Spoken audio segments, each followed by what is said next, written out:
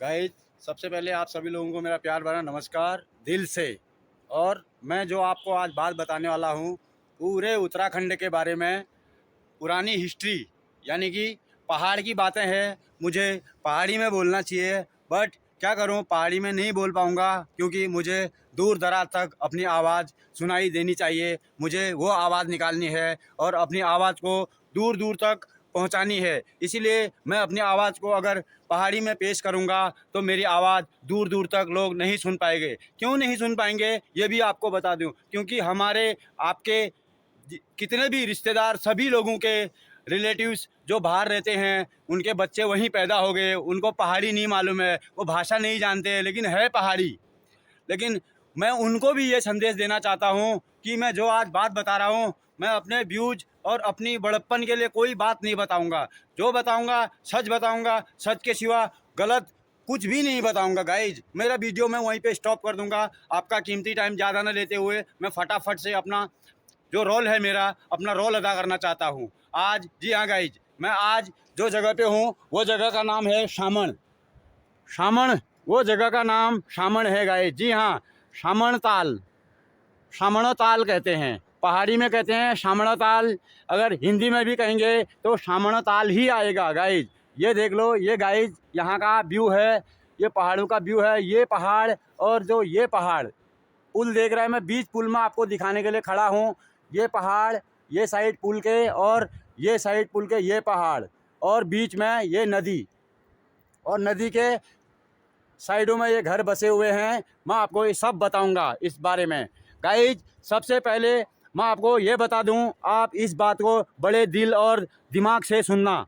और जो मैं बात बताने जा रहा हूं आपको, वो हमारे बुजुर्गों रहित और हमारे पीढ़ी रहित, जब से हम ये उत्तराखंड में बसने वाले लोग, जो पहले लोग थे उत्तराखंड में बसने वाले, जो पहला घर था या दूसरा घर, पहले फर्स्ट सेकंड जो घर थे, उन घरों की मैं बात बता रहा हूँ। वो कैसे आए, कैसे रहने लगे। पहले यहाँ पर कोई इंसान नहीं रहता था। जी हाँ, हमारे कुमाऊं गढ़वाल, मैं कुमाऊं गढ़वाल का हूँ, मैं कुमाऊं गढ़वाल की बात ज़्यादा जानता हूँ, इसीलिए मैं कुमाऊं की बात ज़्यादा बोलूँगा। पौड़ी गढ़वाल और टेढ़ी गढ़वाल वो भी हमारे उत्तराखंड में ही आते हैं, बट मैं उसके बारे में ज़्यादा नहीं जानता हूँ तो मैं नहीं बता पाऊँगा। मैं कुमाऊं के बारे में जानता हूँ और मैंने अपने गुरु और बुजुर्गों से पूरा ज्ञान लेके जो मैं आपके सामने प्रस्तुत कर रहा हूँ, वो बातें एकदम सत्य घटना पर आधारित होंगी और मैं झूठ का बिल्कुल सहारा नहीं लूँगा। तो गाइस, ये जगह का नाम शामण है। शामण क्यों है ये जगह का नाम, वो बताता हूँ। शामण ये जगह का नाम इसलिए शामण है, ये नदी है, ये बहुत बड़ी चौड़ी जगह है। ये देख सकते हैं आप, ये पहाड़ी और ये पहाड़ी के बीच में से जो ये नदी निकल रही है गाइज, ये नदी के बीच में से, इसी के साइड में से पहले रास्ता हुआ था। उत्तराखंड में हमारे कुमाऊं गढ़वाल में आने का बस एकमात्र यही जरिया था और यही रास्ता था। इसी रास्ते से सभी लोग हिमालय पर्वतों में या कैलाश पर्वत या नेपाल, जहाँ भी हो, बड़े बड़े जगहों में जाने के लिए, और तो और पाकिस्तान जाने का भी रास्ता यहीं से था। मैं आपको बता दूं गाइज। जी हाँ, तो तभी हमारा यहाँ पे उत्तराखंड में इंसानों का कोई राज नहीं चलता था। मैं जिस जगह पे आज खड़ा हूँ, इस जगह पे उस टाइम पे एक बहुत बड़े मशान हुआ करते थे। जी हाँ, वो जगह पे मशान हुआ करता था और वो मशान देवता किसी को इंसान रूपी या कोई जानवर रूपी कोई भी दिखे, वह मशान अपनी शक्ति से उसे अपना निवाला खड़े खड़े बना लेते थे। जी हाँ दोस्तों, वो मशान देवता, उनका मंदिर में आज आया हूँ। वो मशान देवता को स्थापना करके उनका मंदिर बनाया गया है। ये देखिए उनका मंदिर, ये भव्य मंदिर उनका नदी के किनारे देख सकते हैं आप। ये पूरी नदी है, नदी के किनारे पूरा उनकी ज़मीन रख के उनका ये मंदिर बनाया गया है गाइज। ये देख सकते हैं आप, ये मंदिर सामने से मैं पुल में से दिखा रहा हूँ क्योंकि मुझे आपको और भी बहुत कुछ दिखाना है, इसीलिए मैं ज़्यादा दूर नहीं जा पाऊँगा। तो गाइज, ये मसान देवता का मंदिर है और ये तालाब देख सकते हैं आप। ये इतना लंबा है, लंबा चौड़ा तालाब है। देखिए ये तालाब, इतना साफ पानी है गाइज, आपको लग रहा होगा छोटा मोटा तालाब नहीं है। कम से कम 2-4 मीटर पानी तो इसमें है, इतना गहरा तालाब है। और इसकी लंबाई चौड़ाई कम से कम 100 मीटर से भी ऊपर नीचे है गाइज। ये देखिए पुल के वो साइड उतना है और पुल के ये साइड इतना है, ये घाटी, ये तालाब, ये देखिए पुल के वो साइड और ये साइड, ये पानी। तभी मैं जो बात बता रहा हूँ वो 200 साल 250 साल पुरानी बातें हैं, 300 साल भी नहीं हो रहे गाइज, मैं झूठ का सहारा नहीं लूँगा। 200-250 साल पुरानी बातें हैं। और जो बातें, ये मसान देवता किसी को यहाँ से जाने नहीं देते थे, जाने नहीं देते थे, अपना निवाला बना लेते थे। और उस टाइम पे अंग्रेज और कोई भी बाहर के लोग जो भी थे, अदर कंट्री के भी लोग यहाँ आया करते थे हिमालय देखने के लिए, क्योंकि ये हिमालय जाने का रास्ता है, पिंडारी ग्लेशियर से लेके हर जगह जाने का, बड़े बड़े टूरिस्ट स्थलों में जाने का ये रास्ता है। मेन रास्ता कैसे होता है, जैसे जंगलों के रास्ते कोई पता नहीं चलता था, मैप के रास्ते, पानी के रास्ते जाया करते थे लोग। तो गाइस यहाँ पे वो मसान देवता किसी को यहाँ पे होल्ड करते थे, लोग अपना होल्ड करते थे, कहीं भी जाना है, ये जगह पे चौड़ी थी, यहाँ पे अपना होल्ड करते थे और मसान उसको अपना शिकार वहीं पे बना लेता था। जी हाँ, तो उस ज़माने की बात है। ये कत्यूर बोलते हैं, कत्यूर जो ये लाइन गई है, रोड गई है, ये गरुड़ की तरफ गई है, गरुड़, बैजनाथ, ये सब आगे को ये कत्यूर घाटी की तरफ ये रोड गई हुई है गाइज। और ये कत्यूर घाटी के एक बहुत बड़े राजा हुआ करते थे, कत्यूरी राजा, उनका नाम हुआ करता कत्यूरी राजा। वो मल्ला कत्यूर में रहते थे, मल्ला कत्यूर में रहने वाले कत्यूरी राजा कहलाते थे और अपनी शक्ति और अपनी भक्ति से बहुत लीन थे। बस मात्र उस कत्यूर घाटी में एक राजा रहते थे अपनी थोड़ी सी प्रजा को लेके, बाकी इंसान नाम का कोई चीज़ इस घाटी में नहीं रहता था। थोड़े बहुत इंसान रहते होंगे तो वो राजा का वास जिधर है उस ही एरिया में थोड़े बहुत लोग रहा करते थे। जी हाँ गाइज, सत्य बोल रहा हूँ। और जो लोग रहते थे वो राजा के ही अंदर में रहते थे और वन्यता वो अलग से रहेगा, अलग से अपना राजपाट करेगा, तो वो मशानी शक्ति या दूसरी शक्ति से उसका निवाला बनाकर उसका परिवार ख़त्म हो जाता था। इसीलिए तो यहाँ पे जो मशान देवता है बहुत शक्तिशाली थे। तो शक्तिशाली मशान देवता थे, वो अपनी अपनी ताकत और अपनी हिस्ट्री में बड़े बड़े भगवानों के साथ रहने वाले शक्तिशाली थे, बहुत बहादुर थे वो मशान जो थे। तो एक दिन की बात है, कत्यूरी राजा जो थे, कत्यूरी राजा कभी भी ज़िंदगी में खाना नहीं खाते थे। जी हाँ गाइस, कत्यूरी राजा खाना नहीं खाते थे, ये उनकी एक अलग पहचान थी। वो सिर्फ भैंस का दूध पीते थे। कत्यूरी राजा जो थे भैंस का दूध पीते थे और उनकी भैंस का नाम था, जो भैंसिया राजा था वो भी कत्यूर घाटी का ही था। भैंसिया राजा अपनी भैंसों को 100 भैंसों के साथ में उस राजा की 4 और भैंसें एक्स्ट्रा लेकर जाकर जंगल में चराया करता था।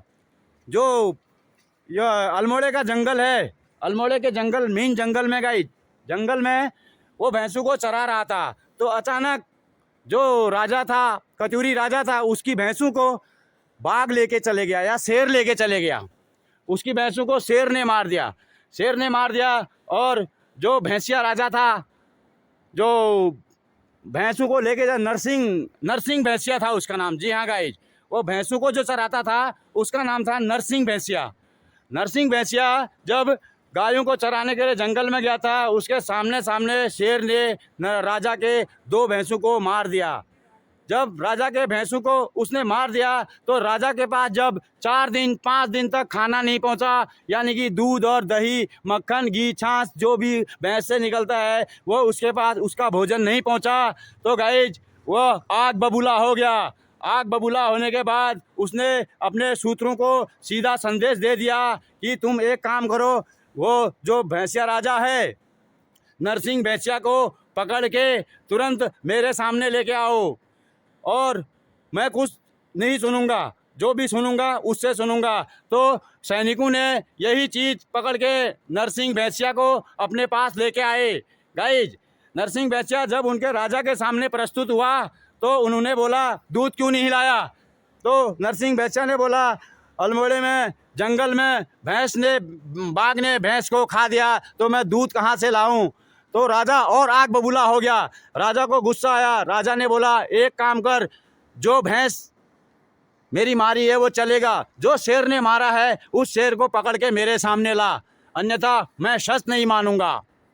जब उन्होंने ये शर्त उसके सामने रख दी तो उन्होंने भी अपने मुंह से राजा को बोल दिया कि मैं अपने बाप का बेटा हूँगा, तो उस जंगल से उस शेर को पकड़ के लाऊंगा, और तू अपने बाप का बेटा होगा तो ये शामणा मशान जो है, जो सभी लोगों को खड़े खड़े खा रहा है, और उसकी बहन बागुल चुड़ैल जो सर पर रूपी, सर पे लली है, सर पर रूपी है, सर पे लली है, और वो है, उसे तुम जो भी है तुम उसे अपना निवाला बना लेती थी। वो सर पर रूपी भी वो मसान की तरह शक्तिशाली थी।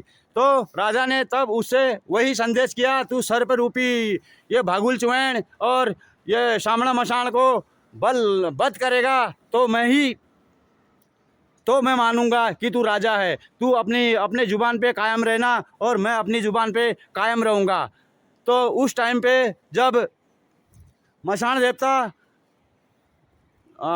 देवता को मारने की बात आई, ये राजा के थ्रू मसान देवता को मारने की बात आई, तो जब वो भैंसिया राजा अपने घर गया, अपनी बीबी से बोलने लगा कि राजा ने मेरे सामने ऐसी प्रस्तुति रख दी है कि अगर मैं ये sorry one second sir, 1 second, अगर मैं उस शेर को पकड़ के लेके आऊँगा आपके सामने तो तुम शामणा मशान और उसकी बहन भागुल चुड़ैल का खात्मा करोगे। तो नरसिंह भैंसिया रोते रोते अपने घर गया और अपनी बीबी के सामने रोने चिल्लाना तो कहाँ से, अपने घर में गया और अपनी जुबान को बड़ी सुई से अपनी जुबान सिलने लगा।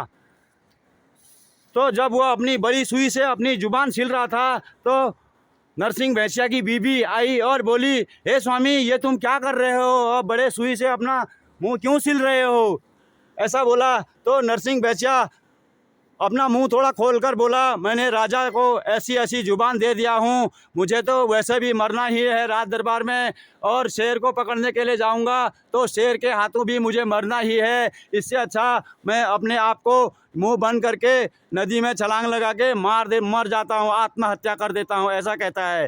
तो नरसिंह भैंसिया की बीबी कहती है, उनकी औरत कहती है, हे स्वामी तुम्हें मरने की कोई ज़रूरत नहीं है, आप यहाँ आइए, सुई धागा फेंकिए साइड में, खाना खाइए और आराम से सोइए।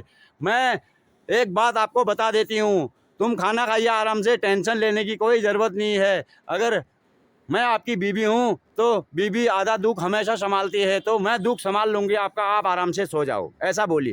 तो राजा जब खा पी के अपना भैंस वाला राजा जब खा पी के अपना सो रहा था, ठीक रात को 12 बज गए रात को, नरसिंह भैंसिया की बीबी फुल रुद्र अवतार लेके, माँ काली का अवतार लेके, नहा धो के जब फुल अपनी लीन भक्ति में गई जंगल की तरफ, बोलने लगी, हे काली, काली को पुकारने लगी और कहने लगी, मरना तो है ही, ऐसे नहीं तो वैसे। जब उसने जंगल में और जाके शेर को धारने लगी तो उस टाइम पे वहाँ उस नरसिंह भैंसिया की बीबी के आंग पर माँ भगवती यानी काली का अवतार हो गया, और उसने अपनी गर्जन से शेर को पकड़ लिया और शेर को अपना जो भी है परास्त करके शेर ने अपनी जुबान बाहर निकाल दी और बोला, हे नारी, हे माता, आप कौन हैं, आप इतने धन्य हैं, मैं आपको कैसे बताऊं कि मैं क्या हूं और क्या नहीं हूं। जब वो ऐसा कहते हैं तब नरसिंह भैंसिया की बीबी जो जंगल में कहती है, वो कहती है कि मेरा पति ऐसी ऐसी मुसीबत में फंस गया है, मैं तुम्हें, शेर को कहती है, मेरा पति ऐसी ऐसी मुसीबत में फंसा हुआ है शेर को, और मैं तुम्हें मारना नहीं चाहती हूँ, कहती है शेर को। मेरा बस इतना ही मकसद है कि उस राज दरबार में जाके शेर के सामने अपनी, वो राजा के सामने अपनी प्रस्तुति दिखा दो, बस उतना ही मैं चाहती हूँ। और उसके दरबार में जाके 1-2 आवाज़ दे देना शेर वाली, ताकि उसे पता चल जाए कि मेरे प्रांगण में शेर आया है। तो वह खुश हो गया, शेर भी उसे बैठा के अपने साथ लेके गया और राज दरबार के सीधे नरसिंह भैंसिया के घर पे लेके गई और बोली, हे स्वामी उठो और देखो, मैं शेर को पकड़ के लाई हूँ। और उसके पति ने देखा तो वह डर रहा था, तो उन्होंने बोला, ये तुम्हें कुछ नहीं करेगा, तुम आइए और इस पे बैठ जाइए, मैं आपकी बीबी हूँ, आपको बता रही हूँ। तो उसने बीबी का मान रखते हुए आया, डर के मारे शेर में बैठ गया और चल दिया राज दरबार की तरफ। राज दरबार में जाकर और जो भैंसिया राजा था, राज दरबार में जाकर उस राजा से बोलने लगा, ए राजा देख, मैं पकड़ कर लेके आ गया हूँ उस शेर को जिसने तेरे भैंस को खाए, और तू अपने बाप का बेटा है तो शामड़ा मशान और भागुल चुड़ैल का खात्मा कर, ऐसा बोला। तो गाइज उस टाइम उस राजा ने अपनी शक्ति, राजा यहाँ पर जो भी रहता था बड़ी शक्तिशाली रहते थे और उनके साथ भगवानों के लिंक चलते थे, दुनिया ईमान जबान की चलती थी, सच्चाई चलती थी, झूठ का सहारा नहीं लिया जाता था, वो सत्य की दुनिया थी। तो उस टाइम पे जब राजा ने अपना वचन जब निभाने का वक्त आया तो राजा ने सीधे हरिद्वार में, उसकी पहचान थी हरिद्वार में हरजू से। जी हाँ दोस्तों, जो हमारे हरजू होते हैं वो हरिद्वार के रहने वाले होते हैं हरजू, और जो राजा होता है वो कत्यूर गरुड़ बैजनाथ वाली लाइन में आगे कहीं के होते हैं। वो राजा वहाँ पे अपना राजपाट करते रहते हैं और यहाँ ऊपर को आने का किसी को जरिया नहीं होता है। तो गाइज इसी जो राजा अपना मारने के लिए अपने हरजू को लेटर और संदेश भेज दिया, तो हरजू ने बोला किसका है लेटर। जब उन्होंने बताया शामड़ा मशान का ये नहीं, उसका ये राजा का, कत्यूरी राजा का लेटर है, और शामड़ा मशान और भागुल चुड़ैल को साधने के लिए या उनको मारने के लिए या उनको परास्त करने के लिए आपको उन कत्यूरी राजा ने बुलाया है। तो शामड़ा मशान को मारने के लिए जब कत्यूरी राजा वो हरिद्वार में हरजू को लेटर भेज रहे थे, तो उस लेटर में लिखा था कि जिसको मारना है, उस टाइम पे लेटर नहीं हुआ करते, ताम पत्र हुए करते थे। जब उनका सूत्र वहाँ पहुँचा, ताम पत्र में लिखा था ये दोनों को मारना है। और यहाँ सृष्टि में, उत्तराखंड में पब्लिक को रहने का एक आसरा मिल जाएगा। जब ये नहीं रहेगा तो यहाँ पर पब्लिक और लोगों का आवागमन हो जाएगा। इस तरह से जब हरजू ने देखा कि उनको ये लेटर मिला है, तो हरजू के भांजे होते हैं गोलजू। जी हाँ दोस्तों, हरजू हरिद्वार में रहते हैं, गोलजू रहते हैं चंपावत में। जी हाँ दोस्तों, हमारे उत्तराखंड के थोड़े से नज़दीक में ही है चंपावत, यहाँ चंपावत के रहने वाले हैं गोलजू। जी हाँ दोस्तों, गोलजू और हरजू और यही सभी बाकी सभी रूप जितने भी देवताओं के हैं, ये हमारे पहाड़ों में छोटे से बड़े तलक मंदिर सभी उन्हीं लोगों के होते हैं। कोई छुलमर नाम से जाने जाते हैं, कोई एजेंटिया बुबू के नाम से जाने जाते हैं, कोई रिखड़िया बुबू के नाम से जाते हैं, कोई गोलजू के नाम से जाते हैं, लेकिन जो है ये है गोलजू जो है वो है बाला गोरिया। जी हाँ दोस्तों, गोलजू का असली रूप है बाला गोरिया, उनका नाम है बाला गोरिया, जो थे हरिद्वार में हरजू के भांजे थे बाला गोरिया, वो चंपावत में रहते थे। तो उन्होंने वहाँ से वो संदेश को बोला, तुम एक काम करो, मेरे पास आने की कोई ज़रूरत नहीं है, उतना नज़दीक में चंपावत में मेरा भांजा है बाला गोरिया, जो गोलजू थे, जो बाला गोरिया है मेरा भांजा, उसे मैं मामा का जवाब बोल देना या मामा का सवाल बोल देना। मामा ने बोला है भागुल चुड़ैल और शामड़ा मशान को ख़त्म करने के लिए भेजा था। तो वहाँ से जब उनको चंपावत में पता चला, ये बाला गोरिया जी को, गोलजू को जब पता चला कि मेरे मामू ने ऐसा ऐसा संदेश भेजा है, तो वो बोले ठीक है, अपने मामू का वचन निभाने के लिए अपना घोड़ा लेके, उनका काठ का घोड़ा था। जी हाँ दोस्तों, मांस हाड़ का घोड़ा नहीं था, उनके घोड़े में मांस हड्डियाँ नहीं लगी हुई थी, और वो जो घोड़ा चलाते थे वो रथ टाइप का लकड़ी का घोड़ा हुआ करता था। बाकी बाला गोरिया जी की घोड़े में ऐसी शक्ति थी कि वो बिना प्राण के ही चलता था, उसमें जहाँ जाना है वहाँ बिल्कुल 80 की स्पीड से जाता था। वो घोड़ा ऐसा घोड़ा था, काठ का घोड़ा। जी हाँ, बाला गोरिया एक ऐसे बलवान थे, ऐसे बहादुर थे बाला गोरिया, जो काठ के घोड़े में चलते थे, हाड़ मांस की घोड़े में नहीं चलते थे गाइज।